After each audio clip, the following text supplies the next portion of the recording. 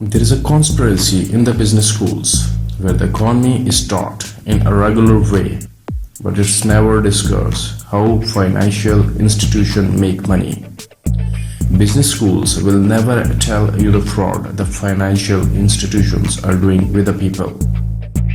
Why is it so? Only because the whole fraud economic system depends upon it, and through what they make you slave? You need to understand the rule of World Bank, United Nations, IMF and Federal Reserve in the whole scenario.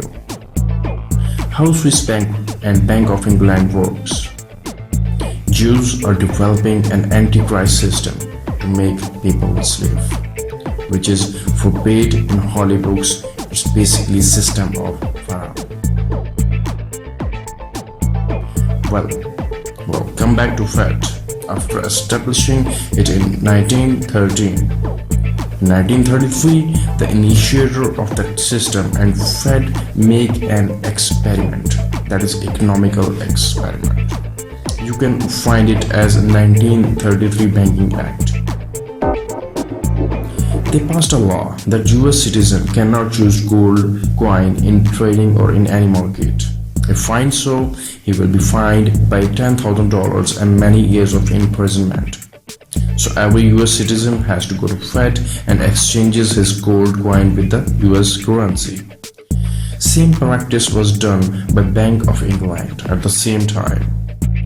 In United States, that practice was done for the whole country, and this time it was by law, or in other words by force. That 15 or 16 Jews took all of gold of the country. The purchase price for 1 ounce gold was fixed as $20 and Fed purchased all gold of US nation. Right after 1 year, in 1934, Fed makes another experiment. Once again, they tested their economic power.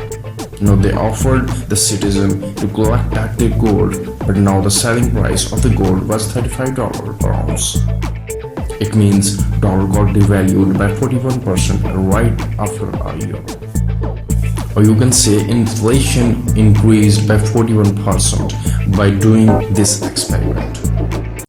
In other words, Fed occupies half of the gold of the whole country within a year. That experiment was successful. And now that the Jews were confident enough that they can run the fraud economic system.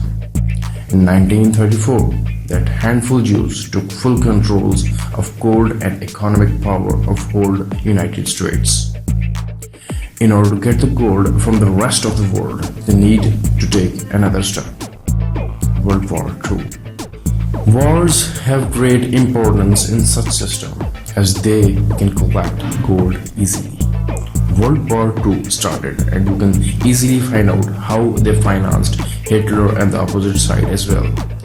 One strange thing you would have been noticed that there was 2 countries having gold reserve, where both countries were not affected by war.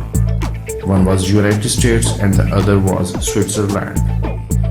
Only because the gold reserve were in that countries. Fed and Jews funded both sides of opponents of war and didn't take payment in cash. They took payments in shape of gold. After World War II, countries need to be restructured.